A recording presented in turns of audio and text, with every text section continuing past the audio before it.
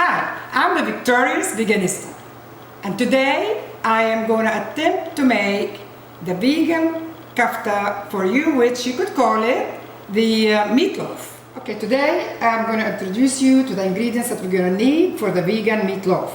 It's the vegan meat, onions, parsley, potatoes, broccoli. This is fresh oregano, fresh basil, onions again, and frozen mixed vegetables, and all the spices and the salt. So now with my food processor, I am going to chop the onions, the parsley, and the oregano, and all the spices.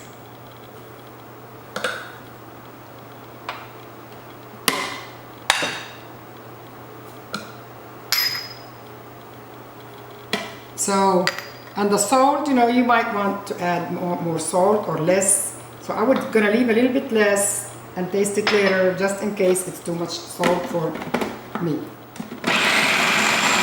we chop it as fine as we can. Now we're gonna check the consistency of this. It needs to be fine. I like it fine like this. This is good. So this will be, will go into the meat. So now I'm going to add the mix to the meat, and I'm going to mix it really well because all the spices and the salt is in this mix, and then we're going to go to the next step. Now I'm going to mix it really well because all the spices and the salt has to penetrate into the meat, and then after that I'm going to let it sit for a few minutes so we get all that goodness of the spices and the herbs mixed with the meat. Okay, and also if you want to make meatballs someday, you could make meatballs with this and add more Italian seasoning to this mix. It would make awesome meatballs. Now we got the meat mixture with all the spices ready to go, and now I'm going to just put a little bit avocado oil here so it won't stick to my parchment paper, and spread it all the way around here where I think the roll is going to be. Okay, and then we're going to take the meat and spread it and make a nice long roll that would look like meatloaf. Okay, this is my favorite vegan meatloaf that I have made so far. Victorious Veganista does concentrate on making wholesome, vegan, Mediterranean dishes as much as I can, and transforming the dishes to vegan. So this one worked out really well for me, and all my family liked it, my friends. So I like to share this with you. So this is almost ready for the next step. So now I spread it, and I made it a little longer than the pan, as you see, and I have the onions in the bottom here, so I'll have the flexibility of pushing it in or stretch it when I roll it, because it's kind of a little bit difficult to roll it, but it can be done. So it's ready to be rolled. I put my mixed frozen vegetables, and then I will sprinkle the potatoes and the broccoli, and try to get it as close as you can to the edges and all over halfway like this. So just make sure you spread everything halfway. Press it a little bit against the meat, not much, because that will make holes in the roll. And if you see that you got too many potatoes, too much broccoli, you might not be able to roll it, you could leave some behind. It's okay. To me, this is more than enough, I think, inside here, and perfectly spread. I think I am ready to go ahead and attempt to roll it as a roll.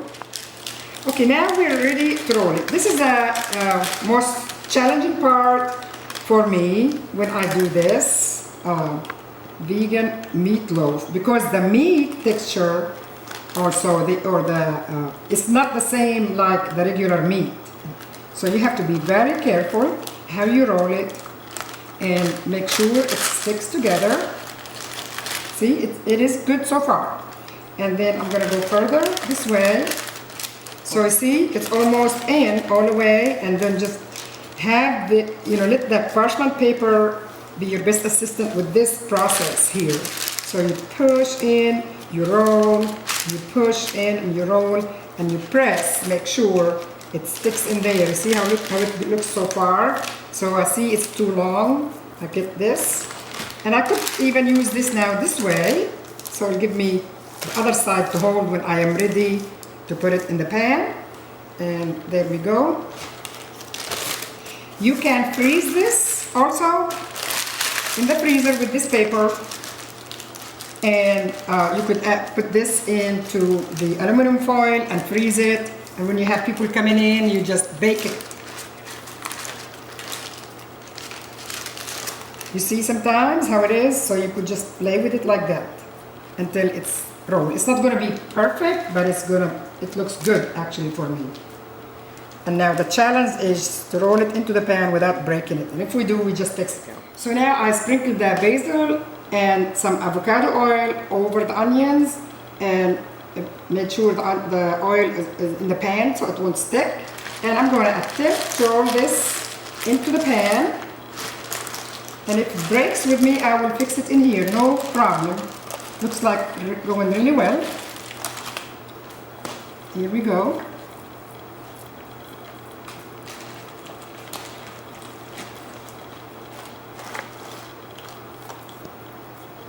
Okay, see, it's tricky. So, because it is the texture, kind of a little bit difficult, but I'm managing and it can be done. So here it looks good so far for me, and I'll fix it, and it'll be ready to bake. You don't want it to touch the edge of the pan. Here is better, and also here, like that.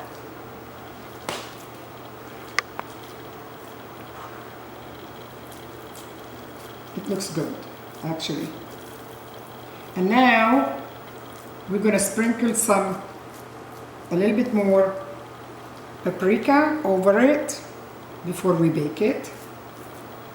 And I will bake this in 45 degrees for 30 minutes.